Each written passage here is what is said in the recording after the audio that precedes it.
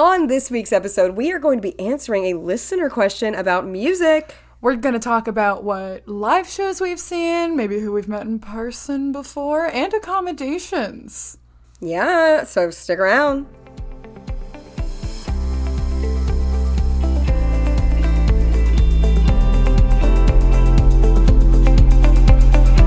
Hello and welcome to Rare with Flair, The podcast where two best friends with the same rare disease are out here living our best lives. I am your host, Casey. And I'm your host, Cassandra. Hello, friends. Hello. The weather is springy and it's so nice. I am feeling good. I've got to say, I'm feeling high energy for this pod because I will admit, the last pod, I was feeling under the weather. And I was low energy a bit, which is fine. You know, sometimes you're not feeling the greatest. But I got on an antibiotic and it knocked it out. And I'm feeling good. And the sun is rejuvenating me because it's sunny outside. And it's so pretty. And I'm feeling hype and ready to record tonight and just loving my life. Loving the recording moment of my life. I love that. And I'm so glad because I feel like you've been sick on and off the whole beginning of the year. Yes, it is true, and I am feeling really good, so I'm very happy about that. I'm happy the antibiotics, they did their job. They did that job of theirs, you know? They were being anti those biotics. They were anti-ing those biotics, and it was a great time. I'm so glad that you're feeling better. I am doing all right. I also am enjoying the super nice weather. I took a walk to the gym today, and I felt like a plant. I felt like the living embodiment of that song, like, girl, put your records on. Let your hair down. Yeah. I was just like, yes, hair in the breeze. Hair in the breeze. Let your hair down. Yeah. Fun. Yeah, I love that. It's my time. I know a lot of people with albinism laugh at me when I say I love the sun, but I love her, and she makes me feel good. And it's an exciting time. I feel rejuvenated. I don't really like the sun. I couldn't see much outside, but it did feel nice and warm. It does feel nice. So I do have to give it credit. It does feel nice. I saw this funny trend on Instagram that I had to mention to you. I don't know if you've seen it, but like it'll be two people and they're playing a racing game, usually like Mario Kart. And the person playing the game is sitting away from the TV with their back facing the TV, and the other person is giving them the instructions like turn right, turn left, jump. Oh, that's so funny. So they literally call it like playing blind because they are playing blind.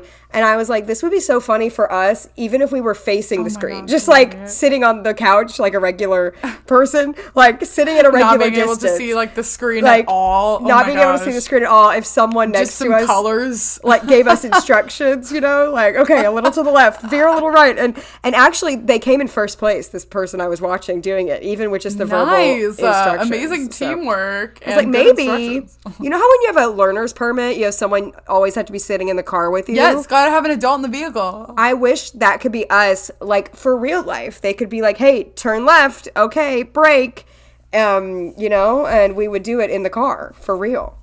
This is a thought.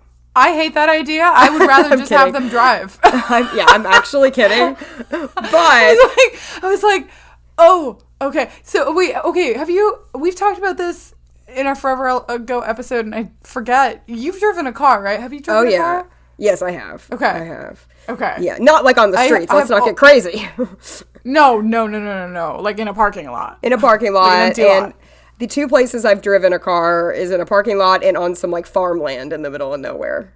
I drove a truck. Those are the places that are safe for us to drive. Oh yes, no. I would never drive on the road. I'm not crazy. No. Let's not talk crazy talk here. No, but, I know, but like that is how I felt when I was driving in a lot with like my parents in the car. And they were telling me like, okay, turn. And I was like, turning. No. It's just, that is literally what it felt like. Oh my gosh. Love. So we'll have to do break. that maybe. Okay.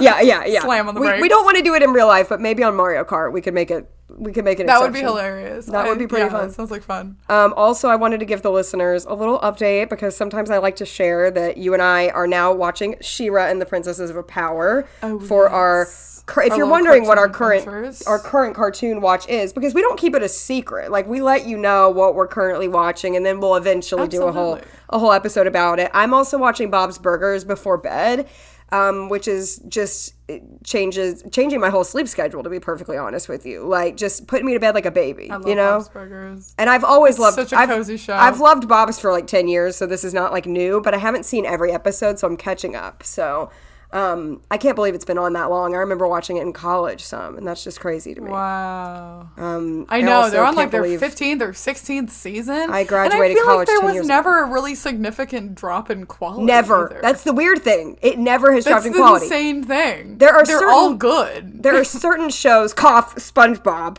cough, that dipped in quality at like the third season and never came back.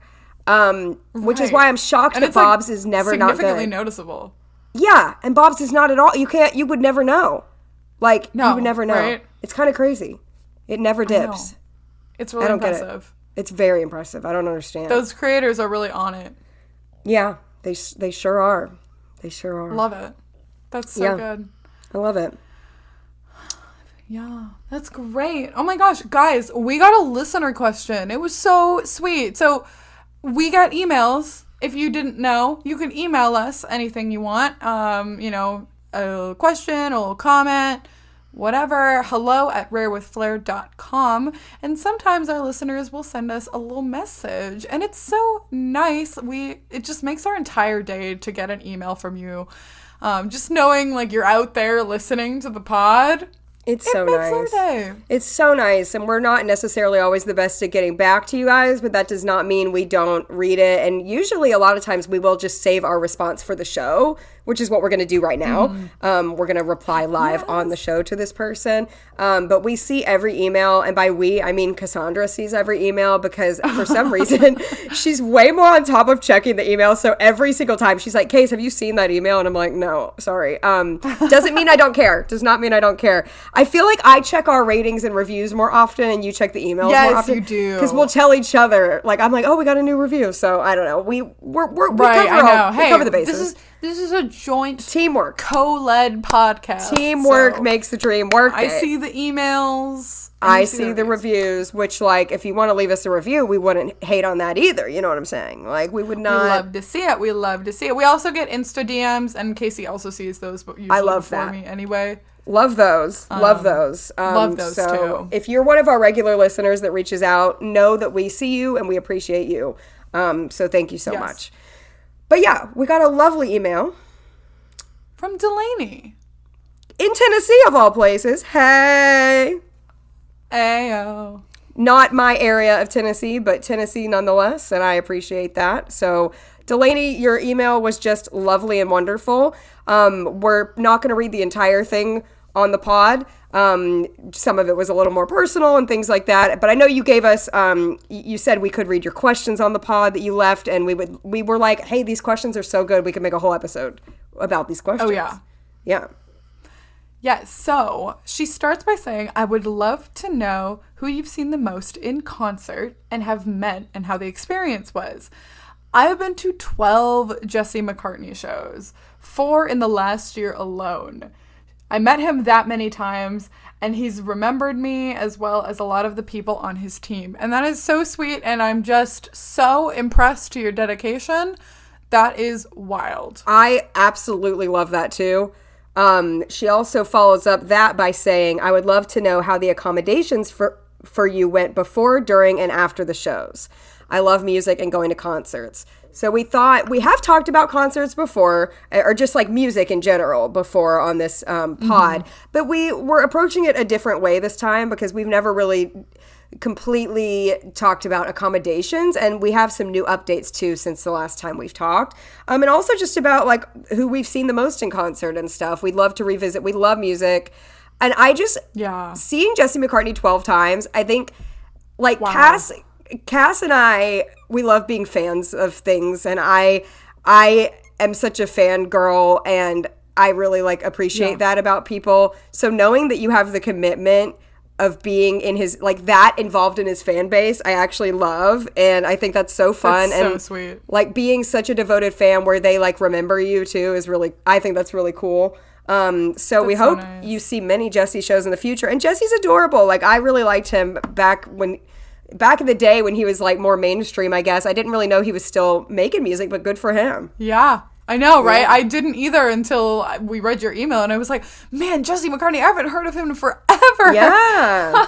I know. He was great. Awesome. Yeah, so that's really cool. And so that is to say that if Jesse McCartney has no fans, Delaney has passed on. So, you know, he will always have a fan in Delaney, and we're so proud of you for being that fan. Yeah, Be that fan. I love it. Be that fan. Be that fangirl. Love something with all your heart with no shame. That is what I say. Absolutely. Love it. Now, Cass and I, we have not seen anybody 12 times. Not really even close to that. So that's pretty impressive. Like, we've got to say. That's pretty impressive. Yeah. How many concerts do you think you've seen, period? Oh, gosh. See, I feel like I used to have a running list. I feel like you do have a running list. I do have a running list. I don't have one anymore. I would guess maybe, I could be totally off, maybe 25 or 30. Okay. I think, according to my note, and I don't know the last time I actually added things up. It could be accurate and it could not be. I just pulled it up for doing this episode. I think I've seen between 35 and 40 live shows. Okay. Yeah. That seems about right. Yeah. And like when I say 25 or 30, some of these are more, it kind of depends on what you mean. Because I've seen some like hole in the wall performers that are like $20 at a random, you know, like. Yeah. Oh, I saw one like that too. That was super fun. I don't know if you would count all of that or like where you start and stop with all that, you know, but I've seen a lot of like Christian artists, especially when I was younger, they'd come to churches and things. I don't know like what you count as like a concert, you know, like, so it is kind of, it gets a little squirrely when you start thinking about that kind of stuff, but major shows, probably 20 something. I don't know. I've been to a few music festivals, not any of the insane, really huge ones. There used to be one in Columbus called Wonderbus. I think they've been going through some financial troubles, so they haven't been doing Wonderbus since 2023. But I went to 3 of those, and I saw a lot of different artists while I was there, but I only counted it as one show because it was just one experience. Right, exactly. Festivals are hard to... Yeah, that's actually a good point. You know what's crazy? I've never been to a music festival. It's so much on the body. And I think the only reason I've gone to Wonderbus is this is where we get into chronic illness territory. Right. Is because I simply don't think that my body could withstand it if I did not live like 15 minutes away. Like, you know, and like, girl, let me tell you, maybe we can talk about this in the accommodation sections. This is not an accommodation I receive as a part of like the event or the venue, but I have to accommodate myself in a festival setting to like kind of an anal degree. Yeah, of course. And I'm not there to party. I'm there to exclusively listen to music and function. Oh, yeah. Well, you know, we do have a really good music festival here called Memphis in May. And it's been going on for years and years. And even Paramore has come to it before. And I did not go. I was somewhere else, actually. I was out of town. Wild. I was like at my sister's like wedding shower in Atlanta. I'm pretty sure when that happened. But okay, I mean, that seems important. But I mean, we're going to talk about this in accommodations a little too, like you said. But one of the reasons for me truly is like the excessive heat. It can be really hot here in May. It can be rainy. It can be so just hot. Being outside on your feet that long. It is hard on the body. So that's one of the reasons it never seemed very appealing to me unless I really loved one of the artists that was playing. And they do have some really good people sometimes, but like Paramore, for instance. But I can't. Yeah, I don't know. Yeah, if that's actually, I would love to talk about that later in the episode. Yeah, we should. Because we should. I think it's something that I've never really mentioned before or like gone into detail about how it gets done, but that there are ways to be accommodating or at least, I don't know, do yourself a solid while you're in kind of a high intensity environment. Yeah, absolutely. But okay, what was the last show you saw? Oh, the last show I saw. Oh, I wasn't prepared for this. I think it's been a while actually. I believe, I believe it was Pink in September of 23. Is that right? Did I not go to any shows last year? Maybe I didn't. Yeah, no, that's almost exactly the position that I'm in because, so I went to a ton of live shows especially in my mid-20s. Like post-COVID, the years 24, 25, and 26, I went to many, many, many live shows. Like in the year 2022 alone, I went to 16 concerts. Dang. That's literally like half of the shows that I've seen in my life. Right. Yeah. I went to a show with a friend last October, and that is the only show I saw last year. There were a couple that I either had tickets to and then could not go for different reasons, or thought about going to, but then just like decided, if I don't have someone to go with, I don't feel like going through the effort. Yeah. I did that a lot in my mid-20s, where I would go to shows by myself. And you should. If you want to go to a show and you want to go by yourself, if you are in a safe environment that you can trust relatively, then you should go. Yeah. But, like, I think at this stage of my life, I think I'd rather just enjoy live music with others. So, but I went with a friend. It was her desire to see Judah and the Lion, which was a really great show. It was an album tour for their album that they put out last year called The Process. And it was really, really well done. Well, you also saw another show after that. I did? Oh my gosh, did I? In November. Oh my gosh. That we just talked about. The way you're asking it is like I should, It was just a little, it was little. It didn't really matter that much. It was just a little bitty, little nothing show. Nothing important. Oh my gosh, no, it was December. December, sorry. I saw possibly the greatest show of my entire life, the Eras Tour. You saw the Eras Tour last year. I didn't write it down in my note, and if it's not in my note, I don't know. I mean, it's forgettable, truly. I mean, I'm just kidding. It's so easy to forget. It's just so easy to forget that happened. Oh my gosh, I don't know how I could forget that, because the amount of effort that we put in getting to even get there the was Eras Tour just is absolutely insurmountable amount of effort. Yeah, but anyway, really, my mom and I went to night one of Vancouver, the final weekend of the Eras Tour, and it was amazing. And I used to take more concert videos and photos on my phone, and I don't actually go back and watch a lot of them, but yeah, Eras Tour, I go back and watch. I agree. That's like the only one I like go back to. I totally agree with you. Also, I watched recordings, like kind of bootleg recordings of the Eras Tour just for fun, and they were fantastic. I loved it. Fantastic. They still love made it. Me cry. Oh, love it. So, Cass, who have you seen the most? And now we can't beat 12 times Jesse McCartney, but who have you seen the most, and how many times have you seen this person? So I was going through my note of shows that I've seen, and I think a lot. I've seen a wide variety of artists, just like in breadth. So there aren't a lot of people that I've seen like a ton of times. There are only 3 artists that I've seen 3 times, and then everyone else I've seen only once or twice. Okay.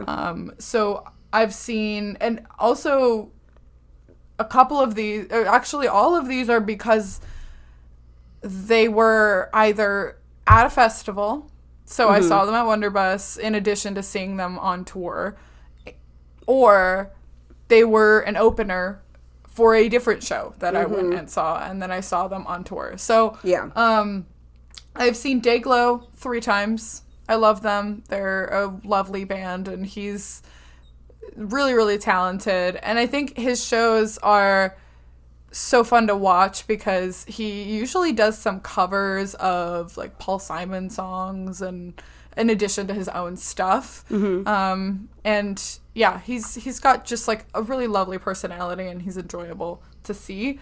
I have seen this band called Joywave like 3 times because I saw them a few times when I was in college.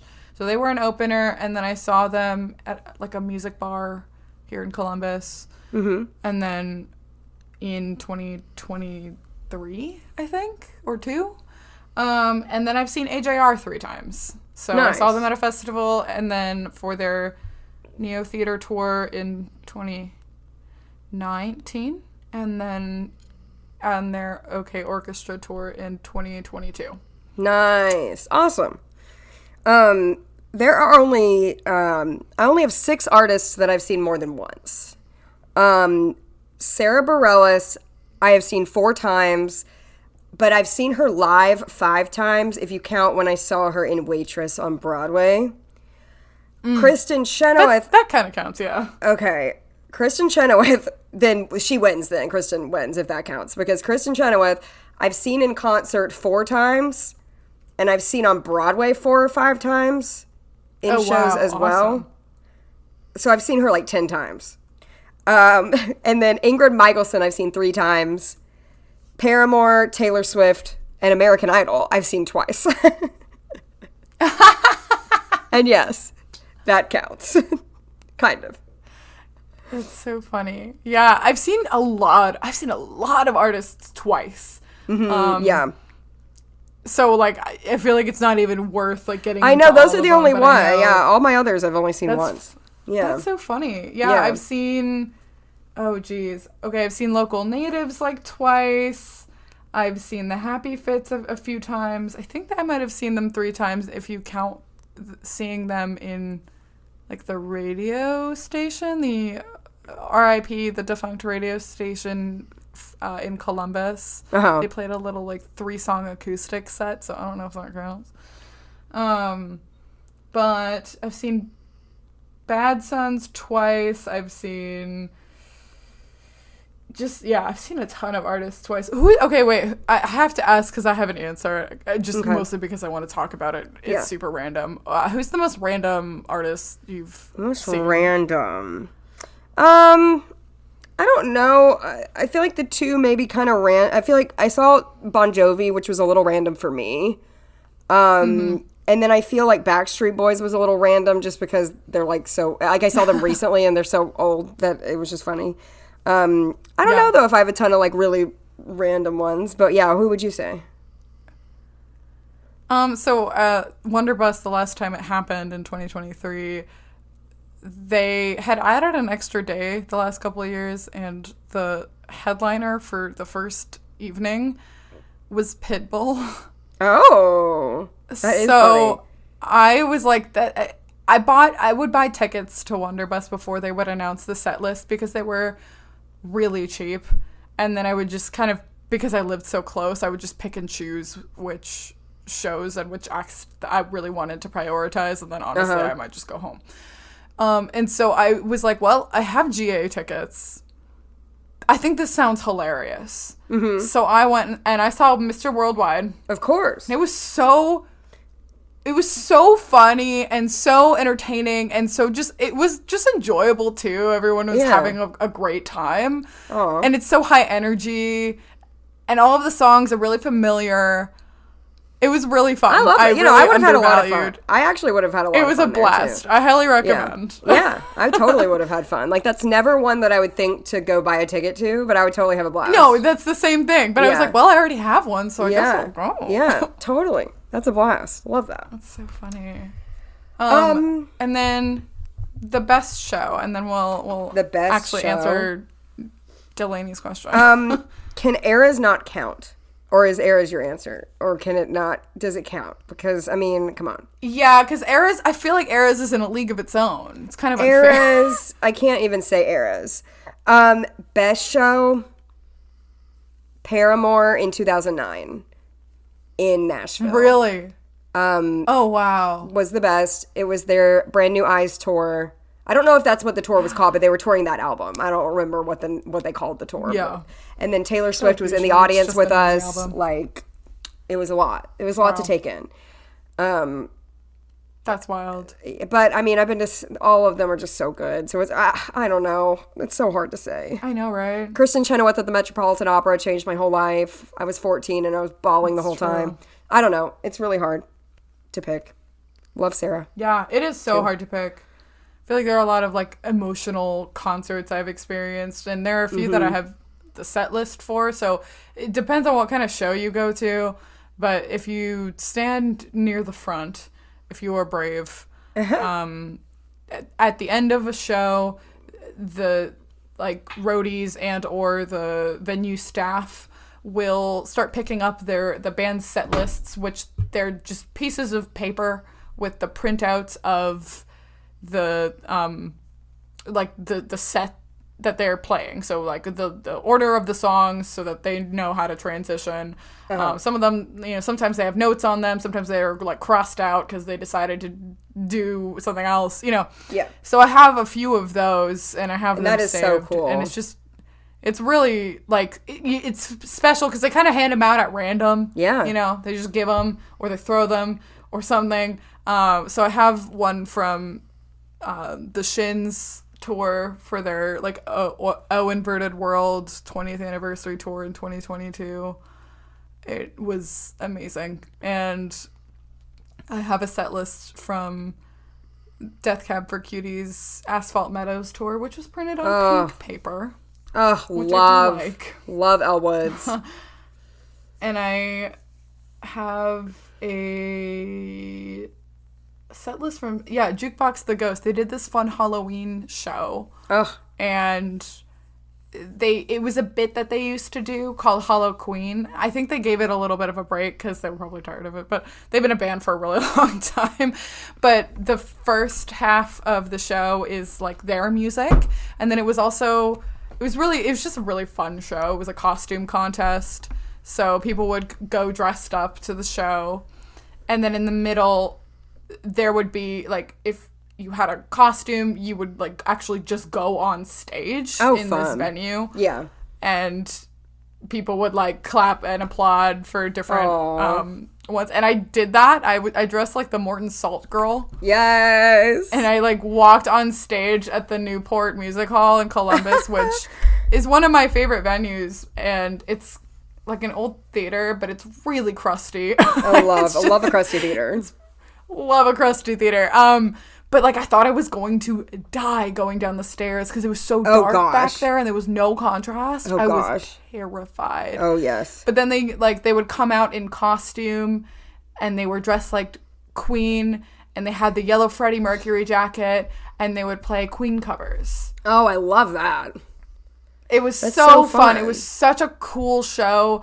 And so they had two set lists. They had the Queen one and they had their own Jukebox the Ghost one. So I think I have the Jukebox the Ghost half of that set list. So. That's amazing that you've even gotten that many. Even one would be hard to get, I would think. But to have that many is pretty hard. It's so hard. And so, I mean, you've kind of touched on this with even the set lists and going up on stage. But I know Delaney asked, before we get into accommodations and stuff, Delaney had asked if you had met any of these people. Have you ever met any of your concert people at a show? So I kind of, this was a good transition point because I kind of mentioned that Jukebox the Ghost show because I did actually get to meet them after the show. It was in 2021. It was just such a different time. In 2020, when people were really looking for community, and obviously I was no exception, I joined a lot of band fan groups of just random strangers online. So there was this group chat of Jukebox the Ghost fans, and a lot of us went to the show that was in Columbus and met up afterward, and we waited behind the stage door, and they did come out, and everyone was still like masked, and so were the band members. So we took a selfie as a group with the band members kind of from a distance because we didn't want to get them sick or anything. But it was really cool. They were super sweet and just very they're really nice guys. Like I've seen them on. There were a lot of 2020 live stream shows for different artists that I would go to, and they were always really engaging with the fans. So that was really fun. I've met the Happy Fits, so their band changed a lot, and I haven't really kept up with them, but there was a period that I followed them and a lot of their music for, and they went to, in 2022, They were at the radio station. It was the now defunct radio station. And they had a little meet and greet afterward. And Romana was still working. So I had Romana with me. And I let her, like, say hi to them. Aww. And they were so excited. So really, Romana was the one who met the Happy Fits. And I was just there. I love that. And I think... I know somebody else you've met. Yeah, so I've met Daisy the Great. Yes. Was that who you were thinking of? Yep, uh-huh. Okay, so this is, like, a really, I don't know, this is one of my favorite stories. And this is kind of the last one I've got anyway. So one of my very, very favorite shows was in 2022, in, like, March of 2022. My mom and I had tickets to go see Half Alive. I love Half Alive. I think they're an amazing band. And their shows are remarkable. And they put on a remarkable show. And I'm going to talk more about this when we get to accommodations. But this concert that we bought tickets for in November was 2 weeks after I got hit by a car. So I really, like, could not walk much at all. Like, I was using a walker because I could not walk. Yeah.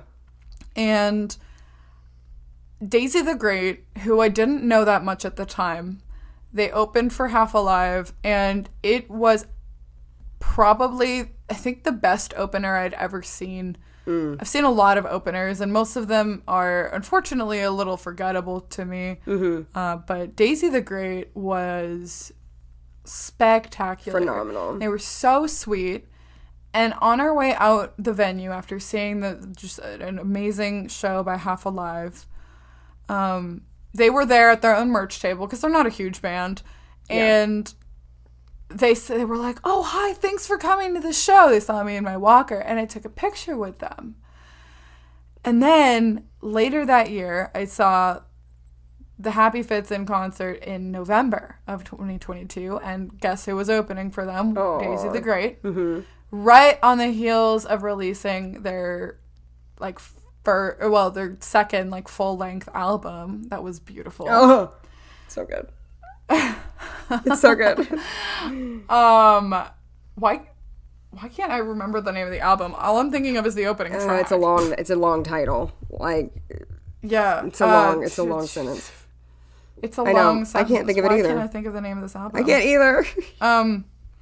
But okay, so they released their album and they performed a lot of songs from it. And I went and bought a record from them.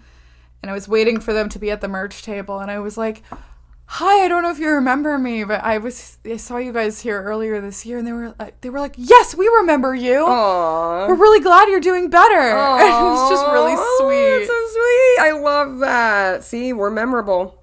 And especially with the walker. We sure are. It's called All You Need Is Time. I know, I just looked it up too. Yeah, All You Need Is Time. That's not as long as I was thinking it was for some reason. But anyway. Great album. Great album. Those are the ones I've seen, and that was the entire experience. It was never like a VIP situation where, like, you get, 30 seconds to say something or whatever. So those have been, a lot of them have been kind of happenstance. Yeah. But it's been really nice. Like they've all been very kind and appreciative of, fans. So I think that's kind of all you can ask for. And being memorable is nice. It is. I loved your story about Jukebox the Ghost and meeting up with the fans before, because I had a very similar experience when I was 14 and I went to see Kristen Chenoweth at the Metropolitan Opera. We met, all of her fan base that knew each other from online met at a Starbucks, and we all had different screen names. So we were like introducing ourselves by our screen name. Like I was like, "I'm Casey fan." That's so cute.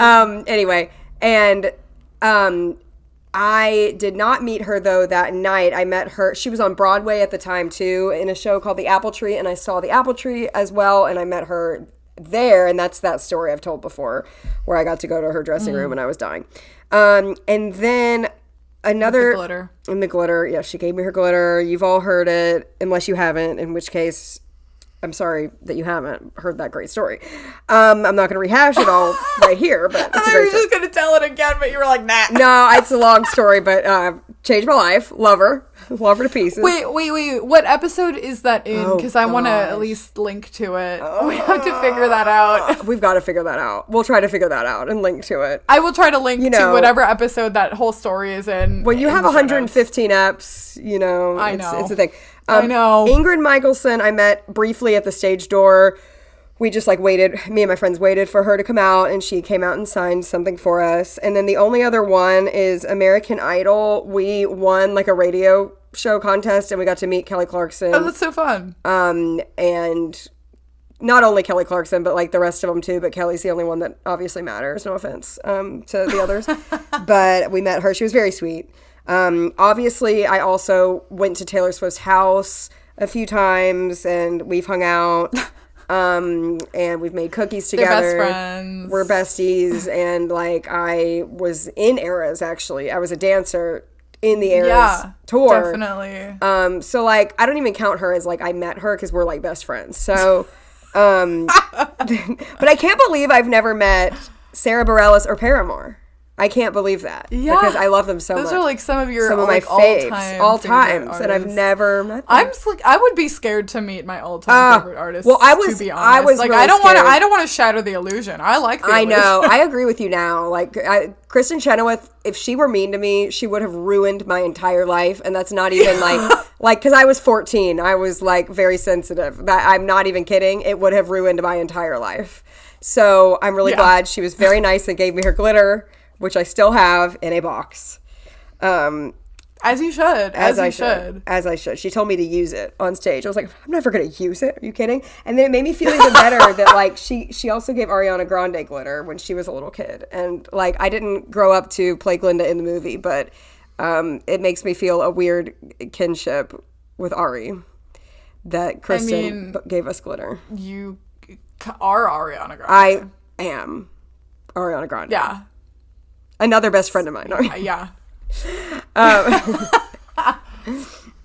Heavy on the sarcasm, people. We're too much. We think we're funny. Yes. But I've never met Taylor Swift. All of the all joking aside, we this is not real. This is not real. The other stories are real. I do have Kristen Chenoweth's glitter in a box. That is real. Taylor Swift is not. However, my sister has met Taylor Swift. And it was Really? Yes, it was way, way, way back when she was an opener for Rascal Flatts. Wow. And she used to have a picture with her, and I don't know where that, because it was back before cell phone cameras. It was a camera took the picture. It was a printed picture. Like a digital camera. Like a digital camera took it. And so I don't know where that picture even is, but I've seen it before, and they were at the stage door, and she had her big curls, her country girl curls. And that's how I got into Taylor. Debut curls. That's how I got into Taylor. Was she only had the debut out, and my sister saw her and introduced me to her. So that's crazy. Wow, to think about, but that's amazing. She met her. I have not. Yeah. So accommodations or accommodations, as we would say. Accommodations. I feel like you have probably more to say about this, because I do. I feel like I'm more of a theater person and you're more of a concert person, but I love concerts too. I just feel like you might have better stories, but I have a few that I can share. But I'd love for you to go first, because I feel like you have more to share maybe. Okay. About this. So I think it depends the venue. Yes. And how I am feeling at the time, both just in general, do I feel like standing in the crowd and being part of the chaos, or do I literally just want to go and hear music? Mm-hmm. So I am the type of person, even now, I would I still would do this if I have the option, if it's just general admission standing. Those are most of the shows that I go to, or just GA standing room. Yeah. So that's mostly what I'm going to be talking about. I've seen, obviously, stadium shows, Eras, right? So I've seen those, but there aren't as many accommodations that you can really get reasonably. And you're going to talk about theater, so I will let you kind of tackle more of that. Yeah. But there are certain accommodations that you can get. but not all of them are equal.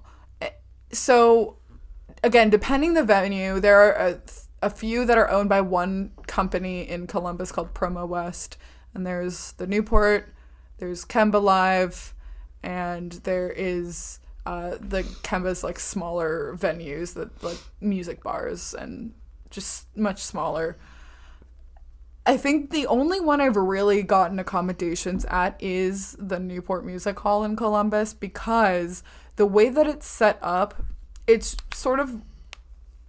a big long rectangle, and the accessible area is like off to like the far right against the wall pretty much, but it is actually slightly closer than the barricade section. So you are sort of getting a closer view by sitting in the accessible area. Yeah. The first time we ever did this was when my mom and I went and saw Half Alive, because I had a walker. There was no option for me to GA stand. I simply could not. Simply could not. No. Mm-mm. And once we did that, we were like, oh gosh, what have we been doing this? What have I been doing this whole time? True. Just because that specific accessible seating section is so convenient for someone who is visually impaired. Oh, I'm sure. And it is really nice. Like in any accessible seating section, they will have some chairs. A lot of times there's just open space meant for like wheelchair users or users of other assistive tech. Mm-hmm. But I really like the one at the Newport. I think the caveat is that it is like also right in front of a speaker. So I do bring, and I have been bringing like high fidelity earbuds, headphones. Yeah, good plan, yeah. Because we need to preserve our hearing. I wore earplugs at Eras, and I don't regret it. Sometimes I brought them to Paramore, and it wasn't as bad as I thought. So sometimes you got to gauge the situation and figure out. I think I had them at Eras, and I did actually end up taking them out. Yeah, because I was in those behind the stage seats in Eras. If you're like very informed and were very up to date in Eras when it was happening. Yes. You probably knew about those, but they basically opened up seats behind. So like we didn't actually face the eye-shaped stage with the diamond in the middle. Mm-hmm. We were behind it all, mm-hmm. which actually kind of worked in my favor because there weren't as many lights. Yes. So I was seeing the screen, which I was going to be watching anyway. Yeah. And it wasn't blinding me all the time. And at a certain point, we were kind of looking at the drum kit in Eras. I love that. And during Antihero, yes. she like came over and like waved to the people in the back, which was really like sweet. Love. Very seen. Yeah, I was partially behind the stage as well, but yeah, if you're like right next to the speakers, that makes a lot of sense to wear your earplugs for sure. And they're really like small. I always have them in my belt bag because sometimes you're just in a loud environment. That's and true. It really helps to be able to filter out that noise. Mm-hmm. So I haven't done that in other venues though, because the accessible seating area is usually kind of off, like very far off to the side or back in the middle or just far back enough that I can't see anything. Mm-hmm. So it kind of feels a little bit pointless to sit there if I'm not really going to be able to see much anyway. So I usually try and just stand toward the front, and consequences be damned. But, it's not like the safest place to be. So I would, depending on the show too, some shows can get a little bit rowdy. Yeah. And you have to be really like aware of what's going on because sometimes people will fall, and so you have to make sure that you don't step on people. It can be a really dangerous environment, and I think at this point in my life, I don't know how much I would be doing more of that without someone else, because I think I've done that and I'm good. Yeah, I agree. I feel satisfied. Mm-hmm. Mm-hmm.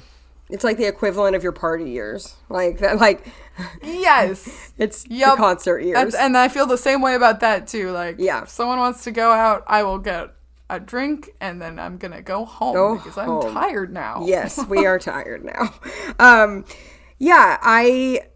Okay, for the most part, with just like your regular concert, I don't really, we talked about choosing your battles in our last episode. I don't really put up a big fight about the seating a lot of the time because for me, musical theater is a little different than a concert where if I'm seeing Sarah Bareilles, for instance, she's not doing many visual things. Like, yeah, seeing her facial expression is cool, and I can probably do that with my monocular while watching the screen, the jumbotron screen situation. But I just, some people care more. I just don't really care. I'm there to hear it. I'm there to sing along. I'm there to dance. I'm not really there to see it. I just don't care that much. Something like Eras, obviously it's more visual, and I was mostly watching the screen, but that being said, I will talk a little bit about theater because when I saw Kristen Chenoweth at the Met, usually in theater settings like that, you can call and they do have like a few seats set aside for visually impaired. And we've talked about that before. You can request the visually impaired seats. If they're not taken, you can get those. And that's been really helpful. We've done that for Hamilton. Yes. When we saw Hamilton together. That's been really helpful. Also, when I go to concerts, I sometimes will pull out my phone and use that to zoom in. And I think in a musical, like if you're going to a musical theater show, that's not appropriate. The light is very bright and you're not supposed to film anyway, even though you're not like filming, but it's just not appropriate in that setting. However, in the setting of a concert, totally appropriate. Everybody's pulling out their phones, so it's not a big deal. And a lot of times I'll just do that. So I haven't really done much in the to make it accessible in the concert space. But unless you have a comment to that, I would love to hear a little more though about your like outdoor festival, how you make that work in the chronic illness realm of that. I think the only thing I would add to concert accommodations is I will bring my monocular, but mostly when it's not like a GA standing room show. Yeah. If it's a stadium where I'm sitting in the far back anyway. Yes. I kind of need it. I use that in combination with the phone. Yeah, me too. I just don't want to drain my phone battery if I don't have to. Yes, right. Monocular doesn't use any batteries. Right. But I think another thing is maybe just like communicating with the staff. Because I went to so many shows in a shorter period of time, the last, like I said, I went to a couple last year, but in 2023 I went to more.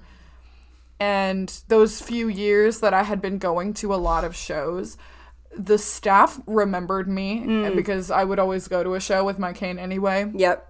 And I went to an outdoor show. I saw the band Cake. They were great. They didn't have an opener, which was, I think, the only show I've ever seen without an opener. Wow, yeah, I can't think of any. I know, right? It was actually really nice, and they were so nice. They had an intermission in the middle of a GA standing room show. That's so cute. Love that. It was lovely, and it was outside. My complaint about it, though, was that I pulled out a mask that I had in my bag because so many people were just smoking what smelled like cigars. I thought I was going to suffocate. Yeah, I would feel that too. And the lead singer in the band, I think his name is John McCrea, he was complaining about the whole night. He was wow. Gosh, you really like to smoke, don't you? And like, he's trying to really sing. Funny. Poor guy. Yeah, that's not... Literally. Yeah, and we were outside. Yeah, that's crazy that you're outside. Yeah, crazy. It was crazy. But... the staff knew me, and I got there. I didn't necessarily make the line or anything, but the staff, I was really struggling because it was like really bright. It was really bright outside. So I looked extra blind, I think, in my opinion.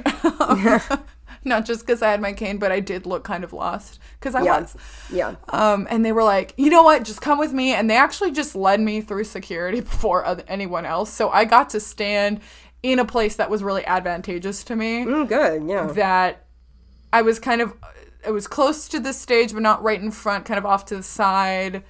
And they were super nice. They came and they walked me out too. It was just really kind. Very nice. And I really appreciated that. So I think if you really need something and you want to see the show, like you really want to see the show, you can also just try to communicate with the venue staff, and they should be able to help you out. In my experience, they've been very accommodating. Yeah, that's good to know. I feel like if you use your cane, people are pretty ready to help you, in general. Yeah. So that's good to know. Good to know, because outdoor spaces can be more hard to get, like, good accommodations. Yes. Oh, man. Yeah. Okay, so festival. All right. Yes. And here are the caveats, right? There are some festivals that are very intense. Right. Where you, like, camp outside. Right. And that sounds awful, because I hate camping as it is. Yeah, that sounds terrible. No. I think my body would combust. No, I think so too. I would throw an hour. Yeah.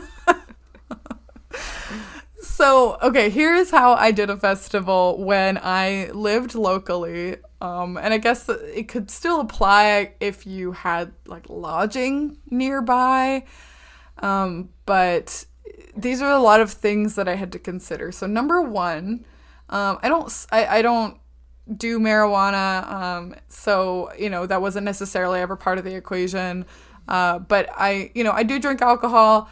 I never have drank in a festival setting. Because Wonderbus was always held in August, and it always happened to be a heat wave. Remember what I just said about throwing up right before? Yeah. Yes. Yeah. Literally, I was thinking about that. I would throw up. So it's also, like, super expensive if you decide to drink at a festival. To each their own. But at the time that I went and saw Pitbull and I considered it, I, like, looked and a White Claw was $12 and I said, no. Yeah, it's also just very expensive. No, it's not worth that. Yeah. It's just not worth the money to me. But, do what you will. Just be aware. And a lot of it was just by choice, because just be aware, alcohol is very dehydrating. So just be incredibly cautious if you do decide that you want to consume at like an outdoor festival setting function. Especially if you're on your own too and you don't have a buddy. Yes. Gosh, yeah. It can be really dangerous really fast just because of the heat. So just be wise, like, I don't know, read your body and decide what's best. So I did a few things in order to prepare for this festival. Number one, So I did spend a good amount of money, but it did work kind of for all 3 years I did this festival. I went in 21, 22, and 23. I bought these UPF dresses. So if you've never heard of those, they're basically clothing that is sun protective. And I bought them from this brand called Coolabar. I'll link them in the show notes. They were pretty pricey, but I've used them a good bit. And I think the most important thing for me was that, number one, they were really breezy and lightweight. And number two, they had long sleeves, which sounds awful in the heat, but because they're so breathable and they actually have really flowy sleeves, it was really comfortable to wear instead of anything else. I think festivals are notorious for people wearing very small amounts of clothing, which I was not looking to dehydrate and I was not looking to sunburn. I was literally just here to listen to music. Yeah, the long sleeves are good for sunburn purposes. They really are. I had a big hat that was really, like, rollable, so I was able to roll it up and put it in my backpack. That's smart. I had my cane. I had sunscreen that I will also link in the show notes. It's got a great name. It's called Unicorn Snot. I love that. It's glitter sunscreen. And I was like, I want to look cute, but I want to be protective. That's so cute. So I would constantly, and it smells really nice. It smells like vanilla. Oh. So I was constantly reapplying this, like, sunscreen, and I did get compliments on it too. And sometimes people were like, "Oh, I need sunscreen." I was like, "You want some?" You looked adorable. I can see it. I can see the picture, like, perfectly in my mind of you in that white dress with the glitter on your face, and yeah. Yes, I love it. But just regular glitter on my face, just because, like, I don't know, you kind of still have to do it up a little bit, and I didn't want to look super sterile, and I had a lot of fun, but. Yeah, you have to, there are ways to do it up in a safe and good way. And Unicorn Snot was my bestie. It was great. I'm not your bestie? You're replacing me with unicorn snot? It's my inanimate festival bestie. Oh, okay. Thank you for clarifying. Gotta specify. Oh, definitely. As long as I'm your Renaissance Festival bestie.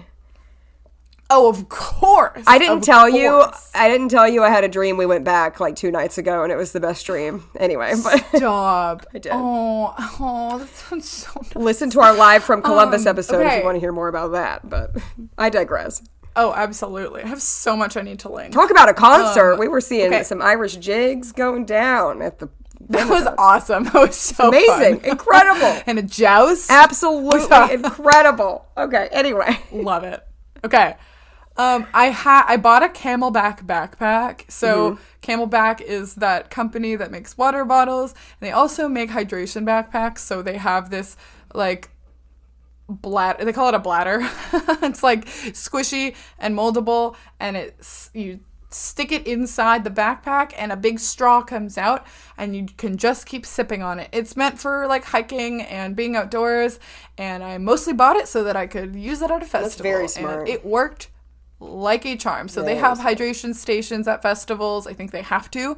And so I would, as soon as I walked through security, I would go and fill my water bottle bladder pouch thing and have it in my backpack. Obviously, like, it gets warm throughout the day. That is the only disappointing thing. But, I was thirsty, so I drank it. Yeah. Yeah, that's actually so smart. I would also pack a little mini water bottle. Yep. Which I would also fill up at the hydration station with drip drop electrolyte powders. Smart, that I would drink for, like, extra hydration and electrolytes throughout the day. I also packed snacks. Yeah. So the first year I went, I didn't really pack enough snacks, and someone offered me a clementine, and I was never more grateful because I was really hungry. Because sometimes if you're really, really, really committed to seeing a specific artist at a festival, a lot of times people will just camp out there in front of whichever festival stage they're supposed to be playing at. And they will sit through whichever artists decide to play on that stage or are slated to play at that stage, just so that they can be in a favorable position for when the artist that they're waiting for appears. Right. So there's food, and the first year I would buy food, but it was just more inconvenient for me to buy food frequently, so I then would just pack like granola bars and carbohydrates and just things that could sustain me throughout the day that would be okay in my backpack. Biscoff cookies, stuff like that, Cheez-Its. That was all super helpful. Obviously packed backup ostomy supplies. I always have those. And I would time trying to go to the restroom, or like they're all porta potties, right? So I would time trying to go before I was going to really camp out somewhere waiting for an artist that I wanted to see. I did that kind of thing when I saw AJR at the festival, when I saw Local Natives at the festival, and when I saw Camp at the festival. Nice. And I'm trying to think. I think there might have been at least 1 or 2 other things that I did to prepare for this. But there were times where, the very first year that I went, I really, I went early, I stayed the whole time, and I really made, a whole thing of it. The other years that I went, I just made it convenient for me. So I would maybe go, just because I would buy the ticket far in advance, and it was, I think it was $50 for the whole weekend, which is the cost of seeing one concert usually. Not bad. Right. So it's a really good deal if you're really committed to at least going. And I would go mostly just to see specific artists, and then sometimes I would just leave. Because I had that luxury, because the ticket wasn't very expensive and I felt obligated to get my money's worth, and because I lived right nearby. Yeah. I think the one thing obviously to mention is also a phone power bank. You're using your phone a lot. I had my phone die while, like, right after I requested a lift back from Wonderbus, and my mom wanted to murder me. Like, she was so frustrated that I didn't bring my phone back up. And, you know, the lift, as a hot tip, the lift will still come if your battery dies. But you don't know what car it is. Right, it's a fun surprise. That's a fun challenge. Yeah, so I had in that situation, I told the venue staff that we're helping people get in their vehicles, and they helped me find the right car. But it was really embarrassing. I've learned a lot by doing it. But it involves, if you have any kind of fragility in your life, as we both do, it requires a lot of prior planning. It does. But it's, you know, I felt like it was worth it because it was so fun getting to see so many artists, and, you know, in being outside in the heat, you kind of just eventually accustomed to it as long as you're hydrated enough, and it was fun. Yeah. It was a really good time. I mean, it sounds like you were pretty prepared, and I think you do learn every time. If something goes wrong, you're like, oh, well, next time I'm going to do this to make that not go wrong. And so you do learn. Right. But no, that is fun. I haven't really, like I said, I haven't really done an outdoor festival before, but I do think it takes a lot of prep, especially if you're by yourself, especially if you're chronically ill. Take those things into consideration. Yeah. So we've never really discussed that on the pod ever. So I think I'm really glad you shared your tips and tricks. They almost felt like travel tips and tricks in a way, because it kind of is though. You know what, right? It almost reminds me of is like theme park or something maybe too. Yes, it does feel like going to a theme park, but you just have to be also like ultra careful of like the people that are around. You got to be like aware. Right. But instead of rides, you're seeing like attractions. Or like packing for an airport, you know, at the airport. You want to be hydrated, you want to have your charger, you want to have your meds, you want to have, you know, so. Gotta have your snacks. Yeah, you gotta have your snack. Oh yeah, totally. So I've been there, just not with the actual festival. But I'm so glad Delaney asked this question, because I think it was such a fun topic that we haven't fully touched on. It was so fun. It was so fun. And that's what your lovely emails do for us. If you have any ideas you've ever wanted to hear us talk about, do not feel scared to shoot us an email, you know? Like, we'd love to hear any topic ideas you may have. We've also had an email from our loyal listener, Johanna. Shout out to Johanna. Shout out to Johanna. We love you, and we are possibly going to talk about your email on another episode. So, you know, stick around. We'll at least mention it. We did read it. We did enjoy it. Yes. And we are entertaining We're entertaining the thought of how to fit that into maybe a future episode. So stick around for that, and stay tuned. Yay. Yeah. So fun. So fun. Wow. This is great. This was great. This kind of make me want to go to a concert. I know. I was literally just going to say, like, after this episode ends, I'm going to go look up some of my favorite artists and see if they're touring anytime soon. Because, like, I know. Because sometimes you don't know. Like, sometimes they're on tour and you totally just are unaware. So, you know, you got to check. Yeah. You got to check these things. I know. There are a couple, like, I think there are a couple shows that I've been interested this year that some friends have expressed interest in going. But I need to, like, circle back with them. Gotcha. Yeah. I love it. Love it. Well, we hope that you enjoy your 2 weeks. Yes. And that you also enjoy live shows. Yes, we hope you do. And we love you. And we thank you for listening. And we'll see you in 2 weeks.